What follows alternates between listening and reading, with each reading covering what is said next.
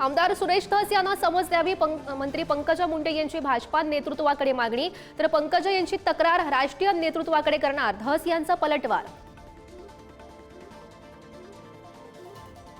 संतोष देशमुख हत्या प्रकरणातील फरार आरोपी कृष्णा आंधळे नाशिकमध्ये दिसल्याचा दावा। सीसीटीव्हीच्या आधारे आंधळेचा शोध सुरू, पोलिसांची 3 पथकं रवाना। बीडमध्ये अमानुष मारहाण करणाऱ्या सतीश भोसले उर्फ खोक्याला अखेर प्रयागराजमधून अटक। बीडच्या जिल्हा पोलीस अधीक्षकांची माहिती, खोक्याच्या घरातून गांजाचा साठाही जप्त। धनंजय देशमुख यांचे सरपंच साडू दादा खिंडकरांचे मारहाणीचे व्हिडिओ व्हायरल। एका तरुणाला बेल्ट आणि काठीनं बेदम मारहाण, तर गाडीची तोडफोड, घरावरील हल्ल्याचाही व्हिडिओ। शिवरायांच्या सैन्यात मुस्लिम नव्हते, मंत्री नितेश राणे यांच्या वक्तव्यांना नवा वाद।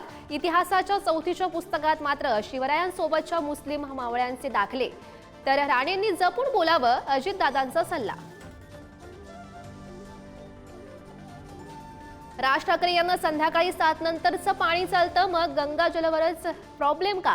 राज ठाकरे यांच्या वक्तव्यावर मंत्री नितेश राणे यांची खोचक टीका।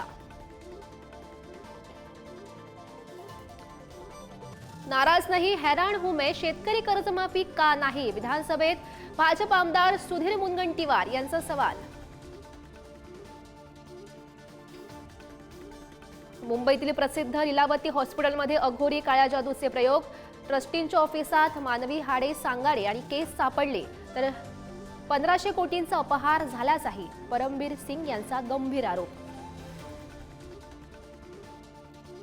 संपूर्ण देशभरात मोठ्या उत्साहात होळी सणाला सुरुवात।